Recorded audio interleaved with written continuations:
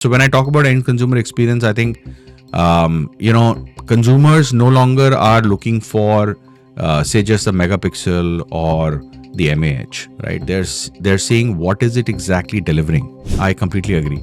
That's a big trend which will continue to grow to create experiences that are meaningful yet simple enough for the consumers to understand and absorb. I mean, for us, it's the fifth generation which is going on, right? The Razer 50 series, it's a fifth generation of foldables. And the second is to find the right partners to deliver the best experience. So one of the strengths is tech matchmaking. Yes. Okay. Shivam, one last question. Hi everyone, welcome to another episode of Techlogues. As you know, in this series, what we are trying to do, we are talking to different, technology experts who are, custodians and leaders in the industry, and trying to understand from them how do they see this 2025 year ahead. We are already, into the year, and there are already some early indicators giving us a view of what the year is going to shape like. So today I have with me Shivam Ranjan. He is Chief of Marketing for India and Asia Pac for Motorola.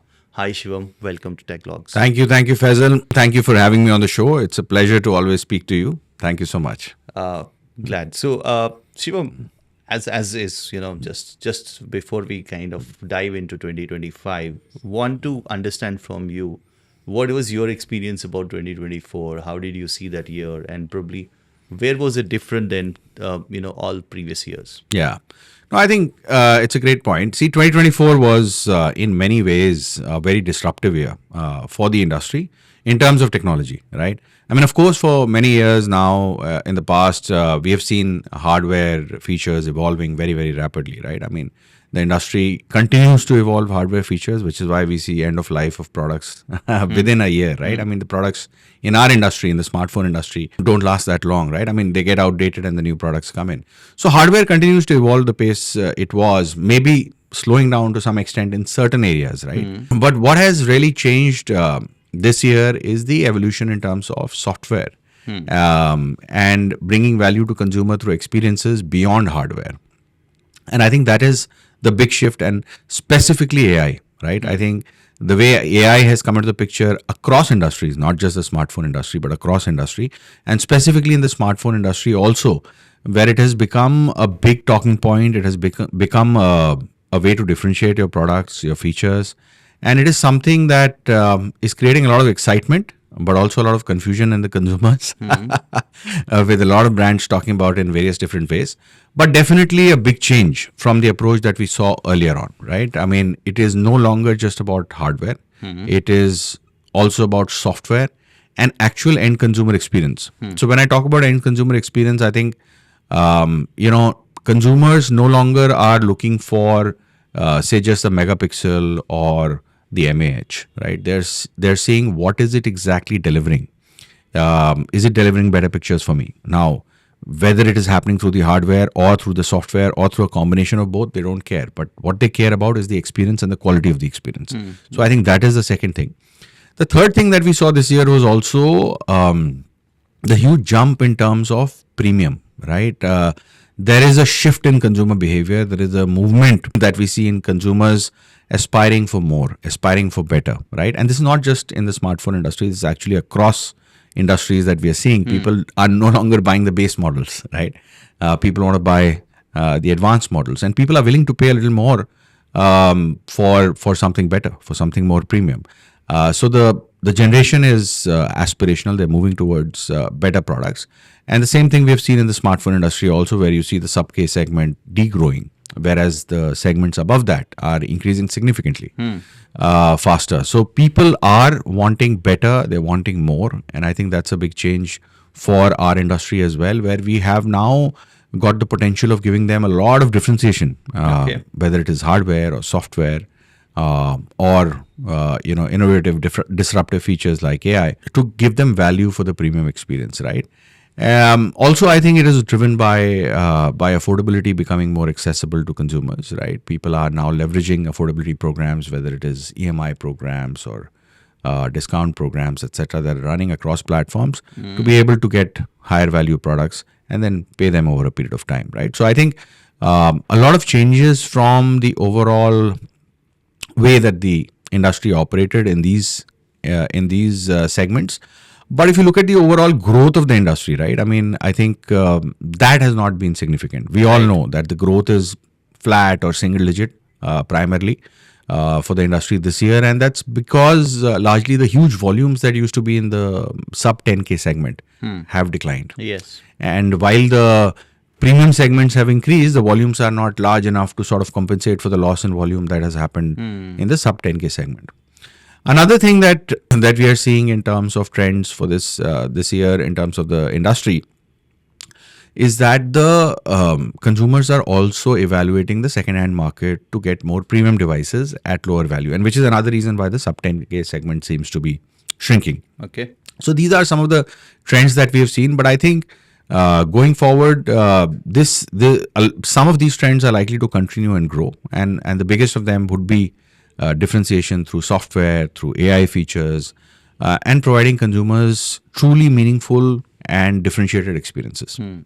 See, I want to talk a bit more about software with you because I've seen Motorola focusing a lot on it. But before coming to that, a couple of things, adding to what you said. So, yes, absolutely. I think, we did a report probably just this November or December where we saw a shift that people are not now appreciating or, defining or deciding their satisfaction basis a specification, but basis the experience they are able to deliver out of it. So that is a shift, happening there.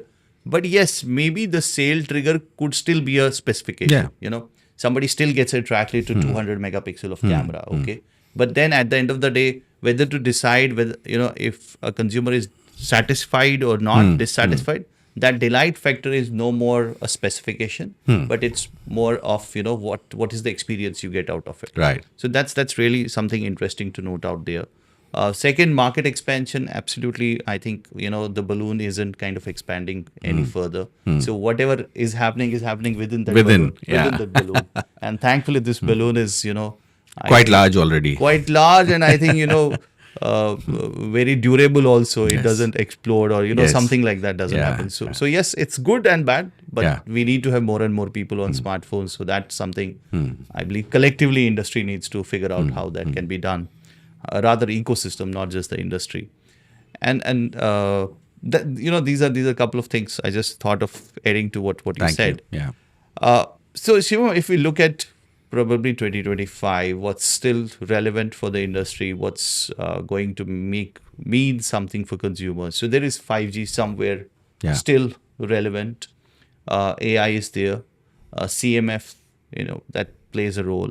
And eventually AI. So these are four things which come to my mind, probably are going to stay relevant and will drive all the activity in this industry. Right. And somewhere I've seen Motorola cracking all the four very nicely, Thank you. CMF, I think you were pioneers in that. You kind of drew attention of everyone to, hey, you should look at colors, you should look at designs, and that's worked well. I think now everybody recognizes Pantone. We started, like as a researcher, I also started Googling, what's Pantone? That was an addition that you guys did to the industry. Right. So what is that secret recipe that you have been able to crack all these four very nicely? I think interesting question and very nicely put. See, I think Motorola has always believed in creating meaningful experiences for consumers, right? And hence, we don't do innovations or disruptions just for the sake of it, right? I think it's important for us to see value from a consumer perspective. And sometimes, when you do these kind of innovations, you might not see a need in the market. But if you truly believe that it is going to address a need, which is somewhere deep inside the consumer, right?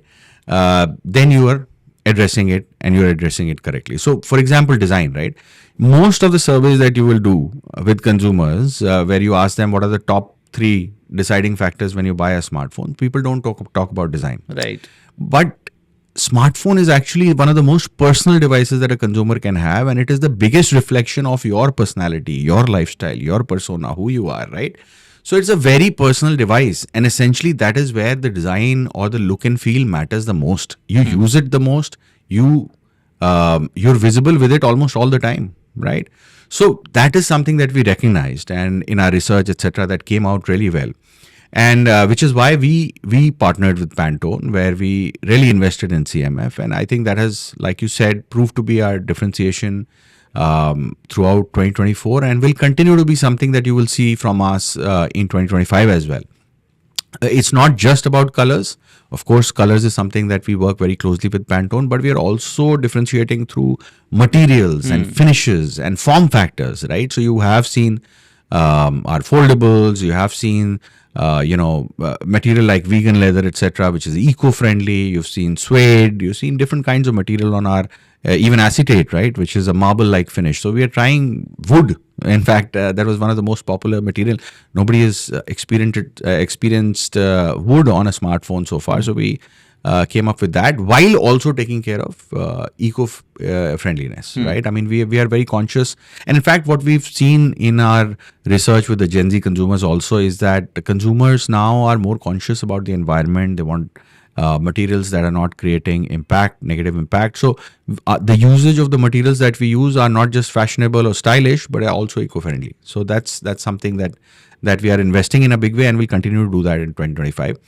The other thing that we have been doing for a very long time, and which was something that we really believed in, which was differentiation through software. Okay. We always believed that software is important for you to differentiate, because the hardware can only lead you to a certain point. So while we continue to be disruptive when it comes to hardware, of course, we are giving class-leading, segment-leading features at every price point. We're also continuing to focus on our software, which includes features like Moto Secure.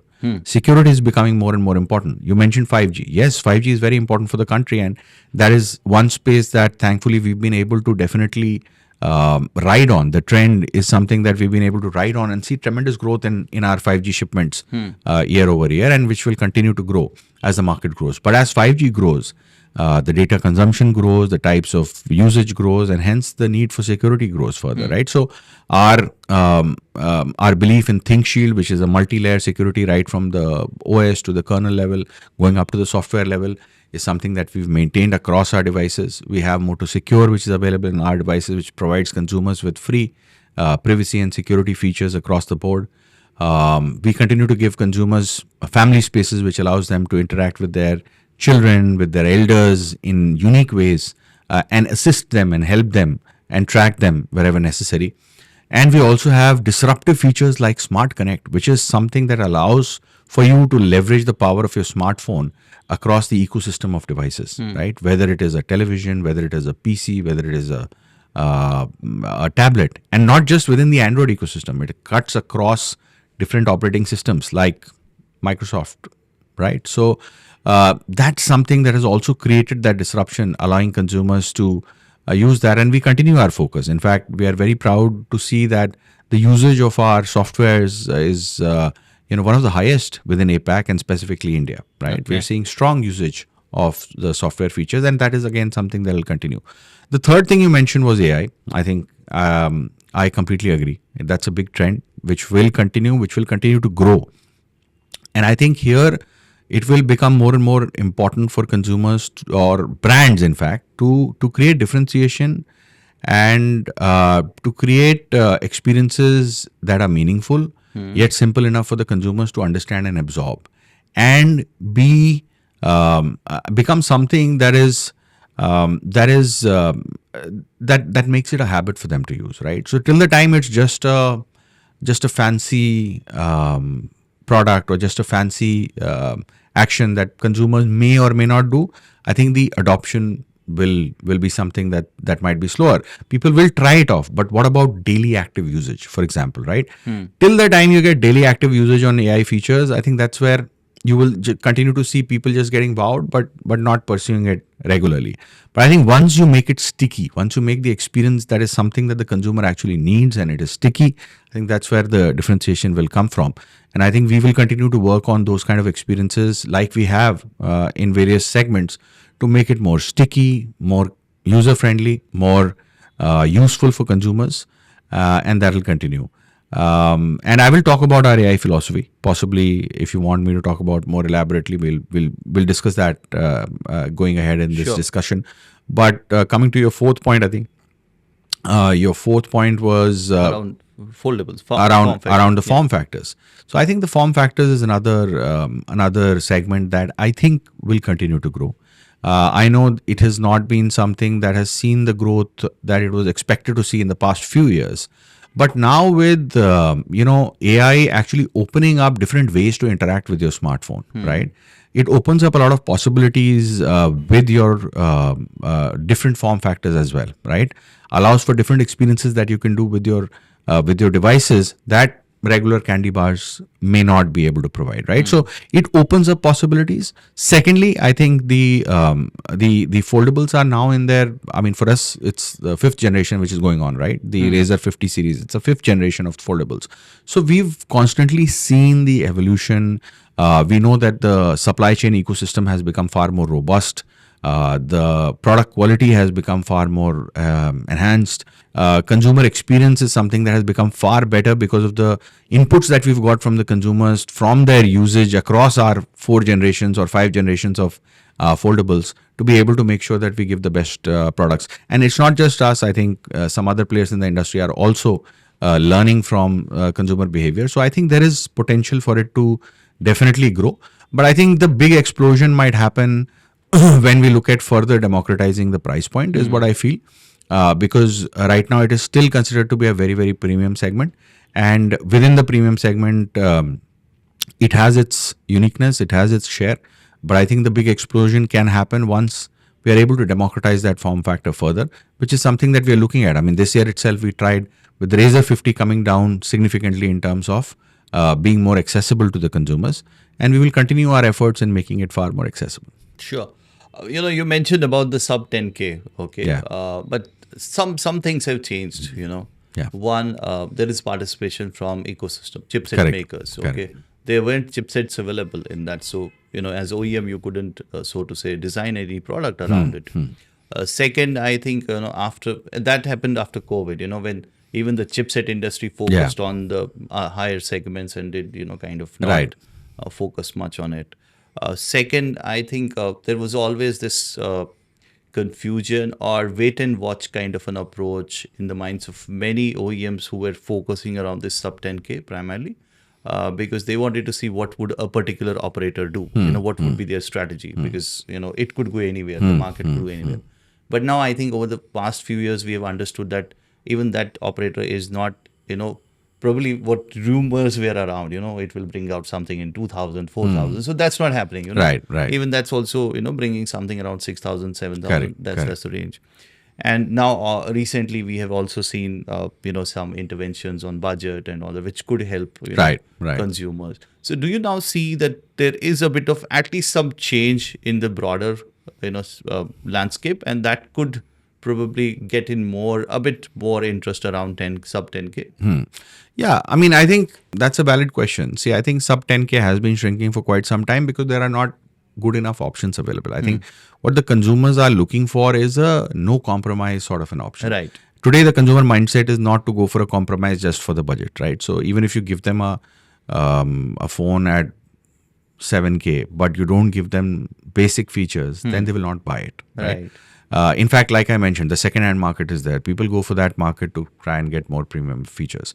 But if you are able to give something which is really good across different aspects and is truly a great smartphone, then yes, there is market for that. And specifically sub 10K complete 5G experience with no compromise across features, I think that could have potential to explode the market in that segment. In fact, if you see us, we've got our Moto G35, which is in the market currently. It's a sub 10K 5G device, Right. but comes with extraordinary features, including 4K video recording and great cameras, great display, great design, right? So we are seeing tremendous response on that product. We're seeing very, very strong response on that product.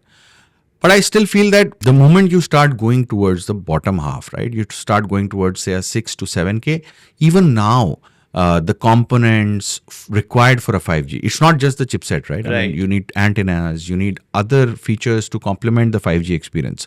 So if we want a no compromise 5G experience, then it is something very difficult to achieve Absolutely. at a very, very low price point. I think we are currently at a 9,000 odd kind of a price point, sub 10K price point, which Motorola has achieved, which is a no compromise great experience.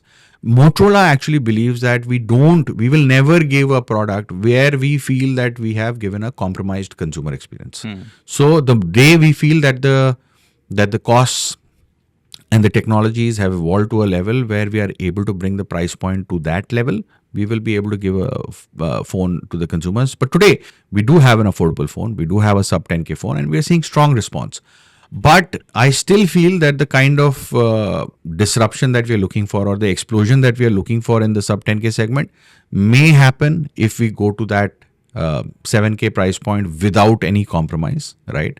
Absolutely no compromise 7K 5G device. But that's something that we are yet to see from anyone in the market today. And hence it's something open for debate or open for discussion when it happens. Because I also feel that while we are seeing strong response in the sub 10K segment, we are still seeing the growth which is in the higher segments to be faster and bigger, right? Yes. If you look at our Edge franchise, that is growing much faster and much more than the affordable segment, for example, right? Yeah, that's so I think that's where it's something that we will have to wait and see. But definitely there is potential to disrupt if somebody is able to give a no compromise device at that 7K sort of a price point. Absolutely. Okay, so Motorola has this nostalgia legacy, okay, and it's with only few brands, okay. Now, if I look at Motorola's journey, there was Motorola 1.0, then 2.0 is when, Motorola Lenovo thing happened, and it did at that time create some confusion also. There was a lot of overlap. And now Motorola, we are probably right now in Motorola 3.0, okay, Right. which is much more clear that we could see externally what's happening. Right. So the difference which I believe Motorola has, other than few other brands which have this legacy of nostalgia, is that you did not rely only on that legacy or only on that nostalgia factor or emotional factor. You probably also aligned product with the changing needs and all that. Right. So is that something only that resulted in where Motorola is today, Right. compared to maybe other brands which had this nostalgia factor? Yeah, I mean, I think great question. See, first of all, I frankly believe that nostalgia is not a route that we took at all. In fact, right? I think there is pride in the heritage. There is definitely pride in the fact that we are a 95-year-old company which invented this industry. But we've not used it to communicate to our consumers, because we firmly believe that where we are today, we are actually at the cutting edge of innovation when it comes to our products in terms of hardware, in terms of software, in terms of AI, in terms of CMF. So there is nothing that we want to sort of hark back to our history and say, hey, we were this great. Because we don't need to. Because I firmly believe that we are fantastic even now the way we are. And I think we need to, for the younger consumers who have not heard of us, right? I mean, for the Gen Z, most of them have not even seen our glory days. So they don't know. I think consumers in our age group definitely know. Yes. I firmly believe that those who know will definitely have that love for the brand. You will anyway activate the nostalgia in them when you just show them the brand. Right. That automatically happens. Absolutely. When they hear the Hello Moto, when they see the Motorola logo, the bat wing, they will automatically feel the nostalgia. You don't need to ask them for it. It automatically happens. And the Gen Z, which is the new generation, you can't win them over by nostalgia. You can't win them over by saying, oh, we were great at one time. You have to be great now. And that is what we have focused on. So we have focused on saying that we are a energetic brand. No matter how old we are still that brand that appeals to the Gen Z. We are still the brand that is at the cutting edge of innovation, is bringing the latest and the greatest features, is bringing the latest and the greatest softwares, is bringing the latest AI, and is bringing colors, materials, finishes that nobody has seen across the board, right? Creating disruptions in the industry.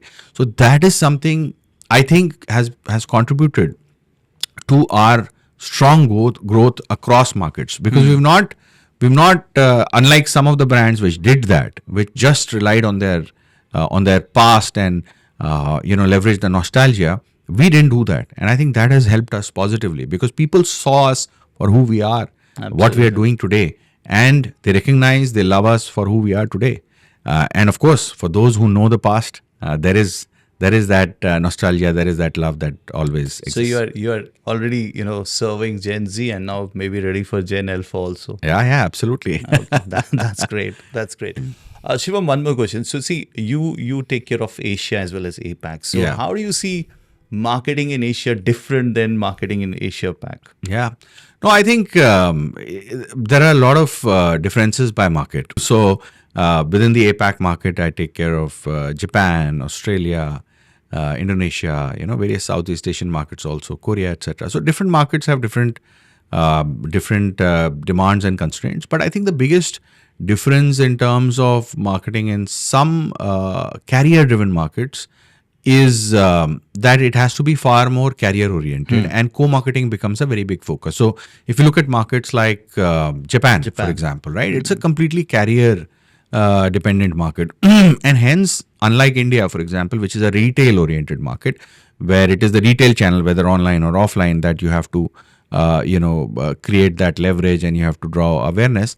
In a career driven market, it's also important for the carrier to advertise for you and to be able to reach out to their consumers, because at the end of the day, when you're ranged with the carrier, only those consumers are going to reach out to you, right? So there is a difference in how you market and where you market. You market to the consumers of the carrier. You market at the stores or physical locations of the carrier, and you work with the carrier to give differentiation or affordability offers or various benefits that are relevant for those consumers. So it's a lot more than just a standalone brand-led marketing approach where we decide and we communicate. It very closely depends on what the carrier wants, and how do we market with them. So that is one of the differentiations. The other thing is, of course, local nuances, right? And I think that is specific to every market. Every market. It is important for us to, try and leverage with the respective sentiments, with the respective likes and dislikes, and and get close to the local consumers. Because, for example, if you look at Japan, right? I mean, our visual language, our creative language, etc., is not animated. It's very real life. That's what we believe in. But in Japan, there is a strong need for manga and anime, etc. Right? So that aspect is there, and people have that appeal, that liking for that. So how do you integrate those things in your comms to be able to connect better with the consumers? I think we believe a lot in localization for the respective market. So every market, we try and do what the market or the Gen Z needs in terms of developing that strong connect with the brand. It's not that we are just taking our global assets and global creatives and spraying them across markets. We believe that it is extremely important to localize, basis the emotions, the needs, the habits, the behaviors of the local consumers, and give them something that is far more relatable. And that's how you'll become more memorable. How you'll be. Yes. So you touched upon, channel, and I have been kind of very closely monitoring your channel strategy, which isn't like you don't go with a particular, partner. Okay. Somehow, I don't know, that I want to understand. Somehow you figure out which is the right channel partner, and you don't kind of become, channel exclusive, so to say. Okay. You decide probably based the target market, based the product. Right. Decide which is the right channel partner, and you kind of collaborate with them. Right. And it has perhaps worked out well. Absolutely. So how do you do it? See, I think if you ask me, partnerships is there in our DNA. I think we firmly believe that the way to grow and the way to grow correctly is through partnerships. Now, one is channel, but even if you look at our product strategy, right? Pantone is a partner, Bose is a partner, right? Dolby is a partner, Gorilla, Corning is a partner, right? All these have, we don't do it at a product to product level. We do it at a partnership level, so that then it cuts across our franchises, cuts across price points, and we deliver that differentiated experience to consumers across the price points, across the board, right? And and when you do it for a long enough time, right? So if you do a partnership for a short period of time, it is tactical. It won't give results. If a partnership has to deliver results, I think it has to be long term. And that is what we have believed in. That is what we have done across our product partnerships also. And even in terms of our channel partnerships, it's important for us to build that trust and give that belief to our partners that we are there for them no matter what. And for the long term, right? And that's how we've been able to deliver results with the partners also, because it's important for us not just to deal with them tactically, but to stay with them so that they are able to have trust in us, they're able to have belief in us, and are able to invest along with us to increase the impact that happens in the market and with the consumers. Right, right. So, Shivam, one of the things which I was looking forward, perhaps, we should also discuss probably things which probably did not go that far. So, I was very much expecting that the enterprise, device side will take up, especially with, focus, which I saw at one point of time coming in from Motorola because of the Lenovo, family Right. lineage. So that somehow has not probably, gone to the extent that at least I was expecting. Okay, even the device as a service, I did not see that also flying very high. So what does this indicate? Is it kind of we have reached the end of enterprise device as a thing? No. So I think globally, it is one of the pillars for our growth, and it's definitely there as part of our strategy. And we are exercising or enhancing the enterprise business across multiple markets. But yes, you may not have seen that kind of growth in India specifically. But if you look at EMEA, for example, if you look at within Asia Pacific also, if you look at Japan, for example, right? These are the markets where our enterprise business has grown many folds already. And there is strong growth that is happening as we speak and will continue to happen. In some markets like India, for example, I think it was important for us to prioritize. It was important for us to prioritize that with this kind of intense competition and the growth targets that we had taken, right? I mean, you remember we've said that we want to be the number 3 brand globally and in Right. India, right? So the consumer market was definitely our focus first, and in that endeavor, I think we decided to focus on the consumer market and make that big. You've seen the results. You've seen that the numbers are growing for us every quarter, literally Right. growing over 100% every quarter, Yes. doubling year over year. So I think we are seeing the results there in the consumer business. I think we still have a journey to go in the consumer business to get into the top 3. Once we achieve that, I think we'll definitely put our focus on the enterprise business for India as well. But isn't it, I think, also becoming challenging because, in today's time, especially Gen Z, somebody spending 3 years with an enterprise becomes a veteran, because you don't find people, staying that long with organizations. Right. Really thinking of an enterprise, not just smartphone, but overall device strategy has become very challenging, perhaps.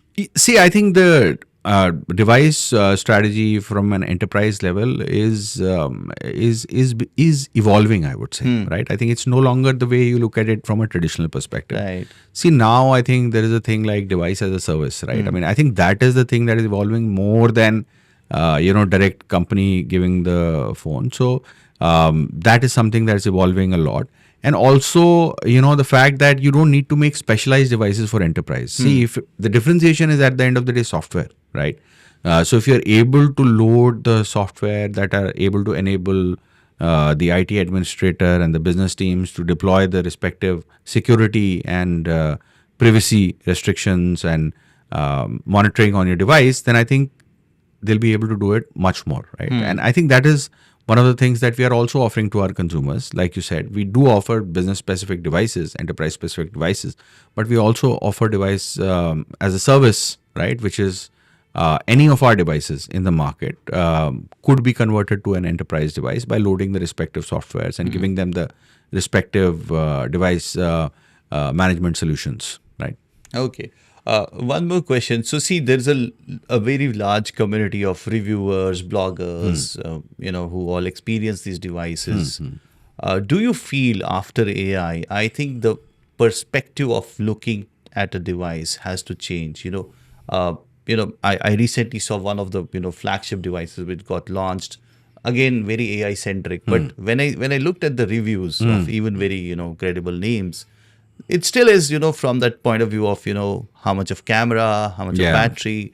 So do you believe that probably also needs an overhaul? Yeah, I mean, I agree with that. I think everyone needs to change their approach a little bit, right? I mean, of course, the brands are changing it first. The brands have started talking about AI much more than maybe the others are talking about it. But the consumers, we have to realize that at the end of the day, the content creators are creating content for the consumers, and the consumers need that education in AI.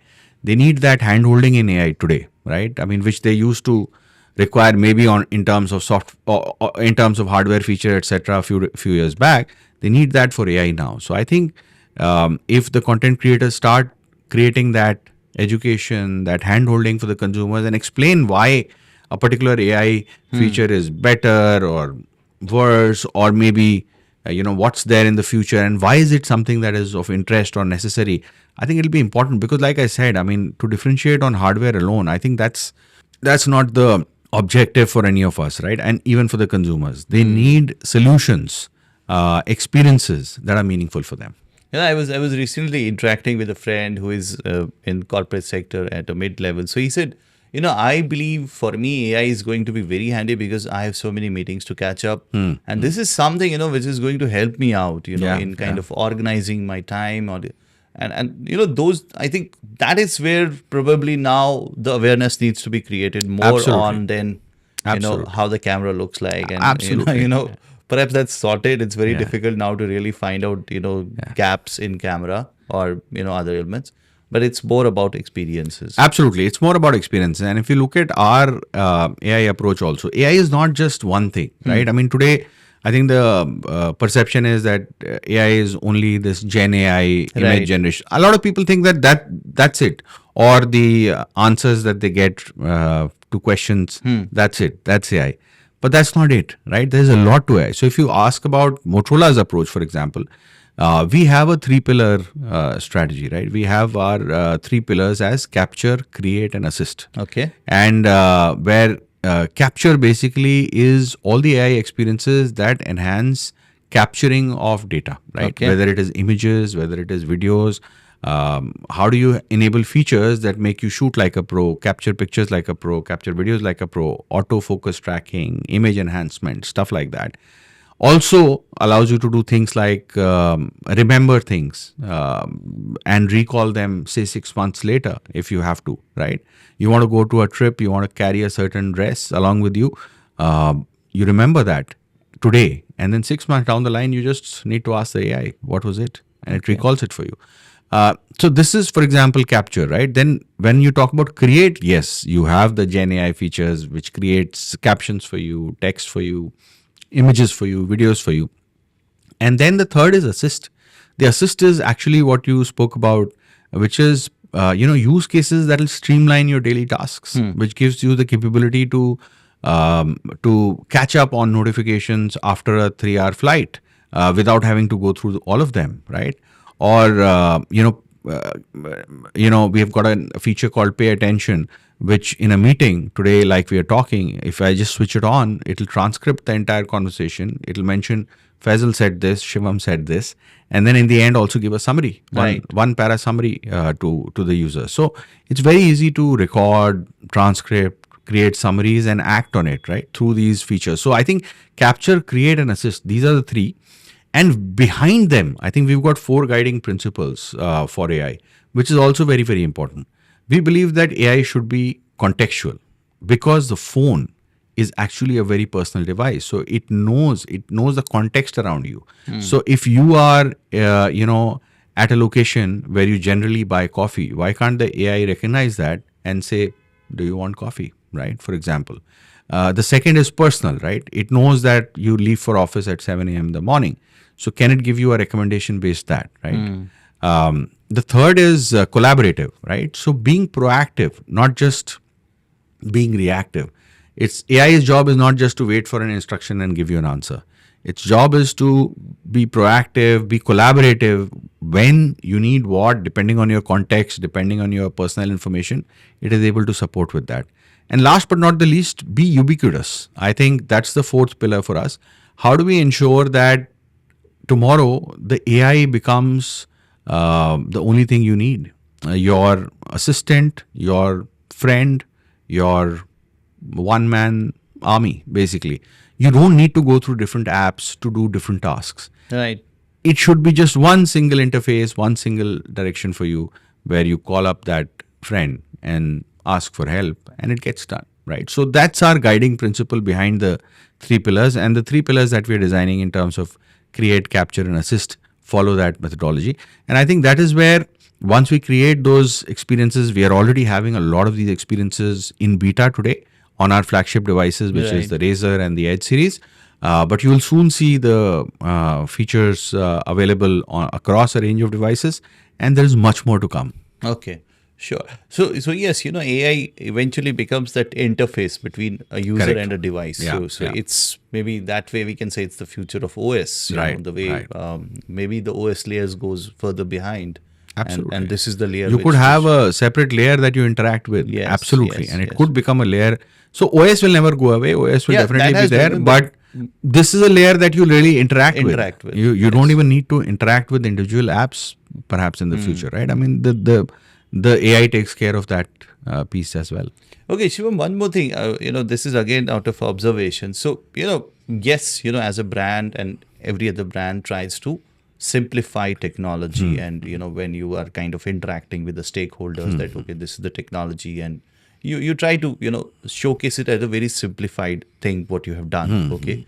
But then on the other side, okay, it is not seen as a very great thing. It's seen, okay, they've just done something in, incremental, okay? In Hindi, अरे मतलब थोड़ा ही तो कुछ किया है, Right, okay? right. But I think the brand understands what all has it taken to reach this, Right. even what is seen as incremental. So do you believe that there is a need to have, I wouldn't say IIT level, but probably, some serious conversations, awareness around that also with particular stakeholders, making them understand even what this incremental step takes. No, I think it's an interesting point, Faisal, because see, at the end of the day, does the consumer care about how much time and effort it has taken the brand to deliver the experience? So I'm not talking about consumer. I'm talking about the people who then reach out to consumer, because if the person who is between you and consumer Right. feels that, okay, you have not done something great, Absolutely. I'm talking about across brands. Absolutely. Completely agree on So that. then, that person will not also transmit Give this that, message with that impact. Yes, Will say, yes. okay, I did not find it something really great. Yes, Okay. yes. No, I agree. I think that is definitely something that is required. I think it should be that the consumers understand, or not the consumers, but the intermediaries, as you Yes. say, the content creators, the Yes, people yes. who are talking to the consumers. They need to definitely understand that it's not simple. Yeah. It's not easy. I mean, at the end of the day, the experience may seem simple because that is the intent of it. It has to Right. be intuitive. It has to be simple for the consumer.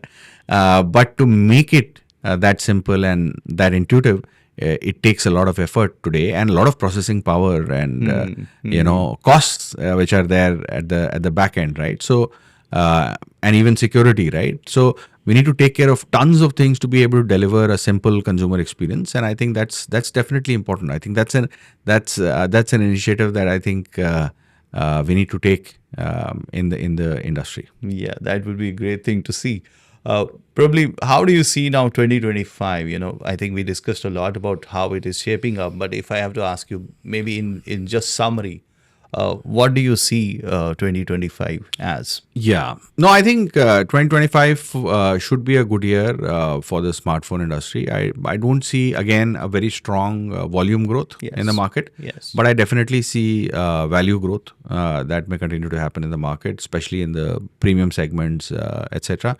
We will continue to see more focus in terms of innovation, in terms of innovative form factors, software experiences, and definitely AI. I think AI is going to be a big one where you're going to see the most amount of incremental change, right? I mean, where you will see more and more experiences coming up, which will have a more meaningful impact with the consumers, or give them more opportunities to interact, more ways to interact with the device, etc. The third is definitely, like I mentioned briefly, but I think the form factors will continue to grow. I think you will see an interest and impact in terms of the growth of the form factors, where you'll see foldables and maybe some other interesting form factors could show growth, etc. And last but not the least, I think design and CMF will continue to see growth. Right. It will continue to see an impact in terms of providing consumers with more and more options in terms of what they use, how they use it, etc. And last but not the least, I think software experiences also. I mean, I think AI is one aspect of the software and the innovation, but I think overall software experiences differentiating the hardware experiences. The softwares will be able to give consumers more and more flexibility and use cases that hardware alone will not be able to provide possibly. And one more thing, I think the growth of ecosystem and how you interact. So I think one way that we enable ecosystem currently in the Motorola, Motorola universe is through Smart Connect, right? Where our phones are able to connect with products, different operating systems, irrespective of the provider. But we are also we are also looking at giving consumers the option of our own ecosystem products, our own branded ecosystem products like the buds. We launched the Moto Buds and the Moto Buds Plus this year. We have launched Moto Tags globally as well. And we are evaluating certain other ecosystem products. So we'll continue to give consumers the option to adopt our devices from within the brand, and also give them the flexibility and the freedom to interact with any other device that they need through the power of their smartphone. Sure. That was my next question, because so we all agree that market isn't expanding by volume, but value, we are seeing some appreciation. But again, that's going to hit because it means people are going to hold their phones for a longer period. So replacements become longer. So that means the revenue or the value side also in a couple of years will start kind of, if not declining, flattening, but yes, we will see a kind of decelerating growth over there. So in that case, it's very important for brands to have a smartphone plus strategy. So what's happening with Motorola on that side? Yeah, I mean, like I said, I think we are definitely on board with respect to having a smartphone plus strategy. As you see, I mean, like I mentioned, I think we've already enabled that ecosystem experiences through our Smart Connect software experience, which allows people to connect with different devices, whether it is a television or a PC or a tablet or various other devices. But we are also enabling that through our own branded devices. You don't get enticed by what other brands are doing. Sometimes tablets, sometimes wearables. You don't get enticed. No, so we do have our tablets in the market. We have now launched buds this year, and we've also launched the tags. So we do believe in giving consumers the option wherever required. But I think it's important for us to look at the right set of products and the right set of features, because at the end of the day, I firmly believe that ecosystem works for brands which are very strong in their core business. Because once you create that resonance, once you create that impact with your core business, then there is attraction for your ecosystem products. Right. So that is one. The second is that we believe that these are segments, or these are product segments where we may not be the best in the beginning, right? So we need to look at our approach of partnerships, which is where, for example, when we launched the buds, we partnered with Bose because they are the experts in audio. We are not. So I think it's important for us to look at the right partners and then create the best experience together with them, instead of trying to do something from scratch, which maybe others can do better than us. So we believe in giving the experience to consumers where it is absolutely required, and when our master brand is strong enough in respective markets, which I think it is in most of the markets today. And the second is to find the right partners to deliver the best experience. So one of the strengths is tech matchmaking. Yes. Okay.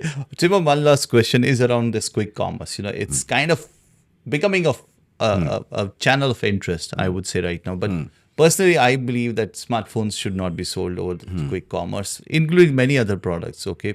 It may be good for essentials, but not for smartphones. So what's your maybe personal take, if not a company? Yeah. No, I think quick commerce is an industry that is evolving very quickly. And I think it's for all of us to wait and watch and see. But as of now, I think it's still an industry which is for impulsive buys primarily, right? Or for things that are needed quickly. It is still evolving in terms of the consumer behavior, consumer needs, etc. So today, if you see the average buying value would not be that high. But if you look at markets like China, etc., I think where quick commerce has grown significantly, people are buying higher value products. So today, at least, I'm not seeing that kind of high value purchase on quick commerce. But that doesn't mean that it cannot evolve to that level, because it has seen that evolution in certain markets. It just depends on how the consumer evolves in the respective market. So we have to wait and see. I think if it's an opportunity, then of course there will be takers for it. But I think it's important for the industry to evolve a little bit more, and for us to wait and watch and see how it evolves and is able to address the consumer need, to before we announce it as a formal channel per se for the category, for the industry. Okay. With that, we come to the end, and thanks a lot, Shivam. And I believe you are a strong AI user, because 6 months back, I know you were very time crunch and not able to even make out this time for conversation. Today you are, so I believe AI is playing some role over there. No, And thank you. letting you spare some time with us. Thanks a lot. Thank you for so your much, time, and Faisal. it was really great It interacting was a with pleasure you. interacting with you. Thank you. Thank Bye-bye. you.